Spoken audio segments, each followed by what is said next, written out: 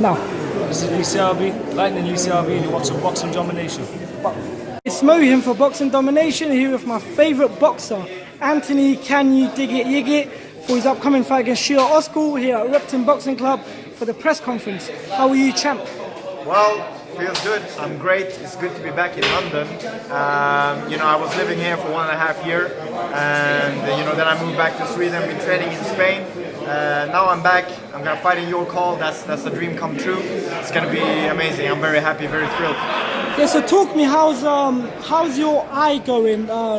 Knowing you've had a very severe injury against Ivan Baranchyk for the quarterfinals of the World Boxing Super Series. Well, I think it looked worse than it was because, first of all, I didn't notice it in the ring. That's why I wanted to keep fighting. But then my coach said, no, we gotta stop this because your eye doesn't look good.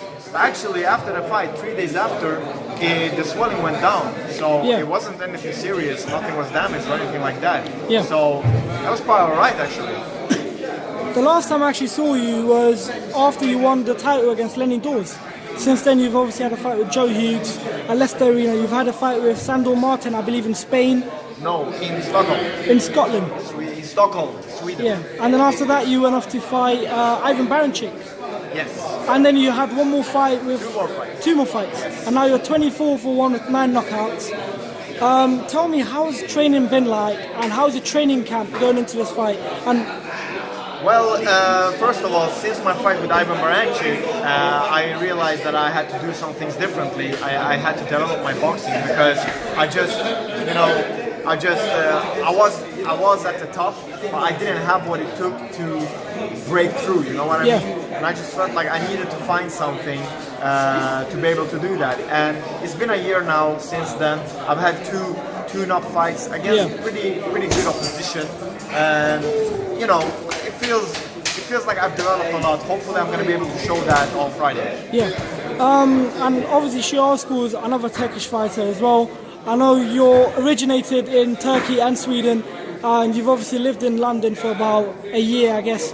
1.5 years, yeah. 1.5 years. Talk to me about your new coach and what's it like to train train under someone like Erik Skoglund. Well, first of all, when I moved back to Sweden, I realized that I needed to do some things my way. Yeah. Because what I always did was I went to whoever coach I needed to go to and did it his way. But this time around, I decided that I would do things my way. So I would bring in people to my team, whoever I felt I needed, and they would help me out the way I believed that that a fighter should be brought up. And that's what I've been doing. I'm training now with 2 guys. Yeah. One is Carlos Fomento, he's living down in Spain. The other one is Joel Grandel, he's the one in Sweden. Actually, for this fight, I've been training with Joel back in Sweden because usually I'm training with Carlos back in Spain. Yeah. So that's going to be quite interesting to see. Yeah. Knowing you've won the WBC Baltic at the very start of your career, you went to the Olympics, you've trained at St Pancras Boxing Club from late 2016 to mid-2017. The same gym I trained at with you. I was actually inspired by you to actually continue boxing. Tell me, what are the plans you have for the end of this year? Is there any title fights that you're aiming, maybe a world title? Of course, always. That's why I'm bouncing back as quick as I can, while still taking my time developing myself.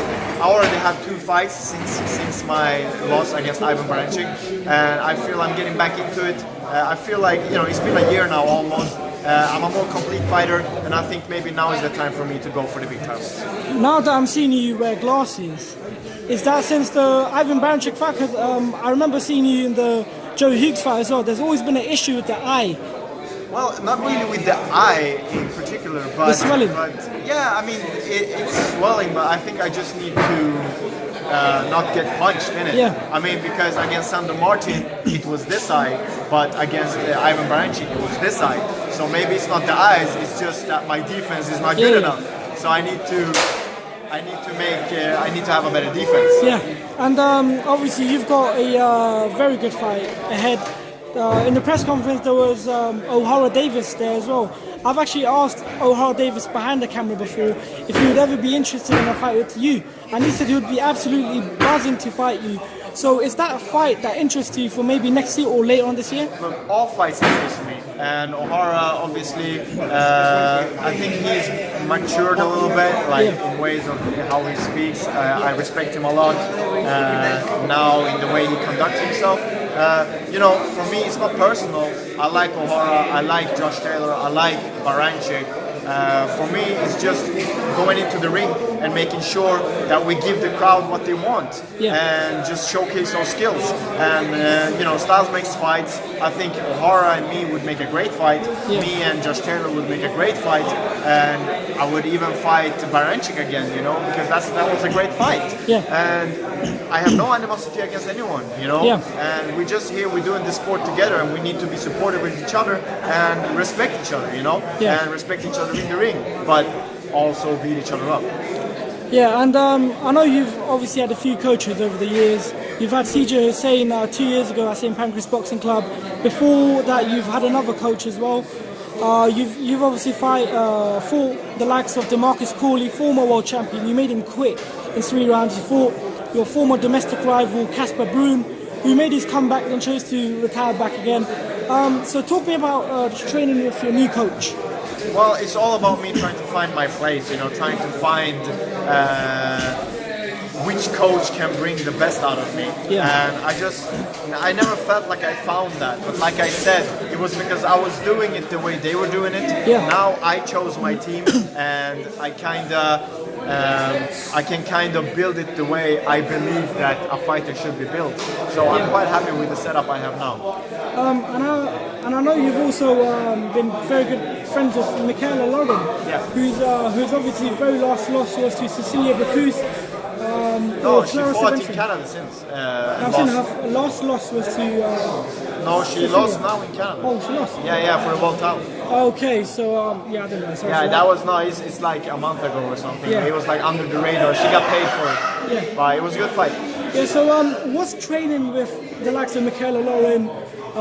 You've obviously trained alongside of Derek Chisora back in St Pancras as well. What's training alongside these fighters are like for you mentally? Well, we inspire each other, innit? You know, when you train with these high class fighters, you realize that when you see them train, you see that all right, I'm doing something right because that's the way I train. So you get inspired by it, and you learn from it, you know.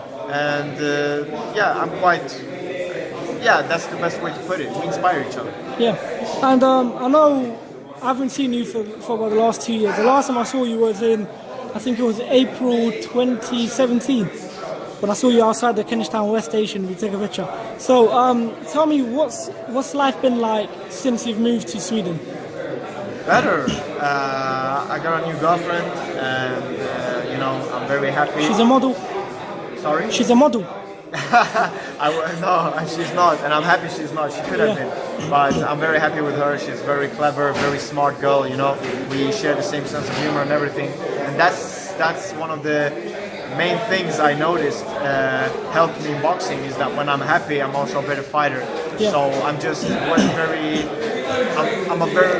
in a much better place right now. That's the best way to put it. Also, that's something I just wanted to always know. I'm just going to ask you 2 quick questions because I know I'm taking a bit of time right now. Where can people get your merch, Team Yigit merch? You can actually buy it online. It's on my Instagram web page on the bio. But I brought a bunch of them so I can sell them on the fight. They're gonna. Would you sell any tomorrow? No, on fight night. Sorry, on fight night. On fight night, everyone can go and buy a T-shirt. Like this. Hey. Yeah. So champ, just the 2 very last 2 questions.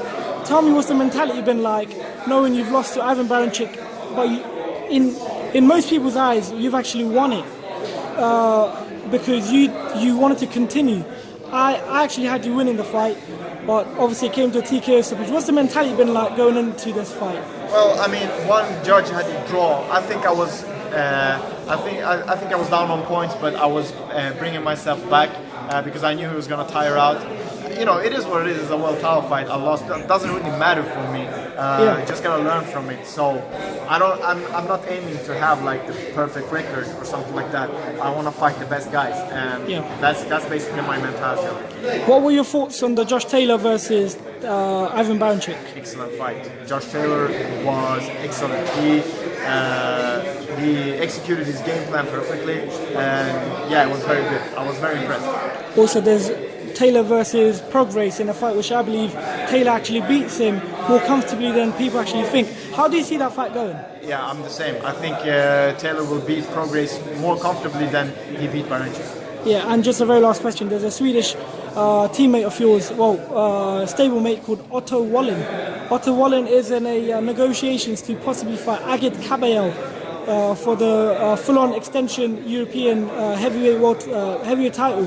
How do you see that fight going? Well, right now he has a fight lined up in America. Yeah. So I don't think he's interested in fighting in Europe anymore. Yeah. I think he's gonna build himself in America. Yeah. So good luck to him, all the best to him. I just think the Agit Kabayev fight won't happen. Yeah. Also, do you want to give your final message to the viewers of Boxing Domination? Yeah, make sure you tune in, follow Boxing Domination. They are doing a great job following boxing, and obviously, can you dig it? Thank you very much, champ. We hope to see you again, and all the best.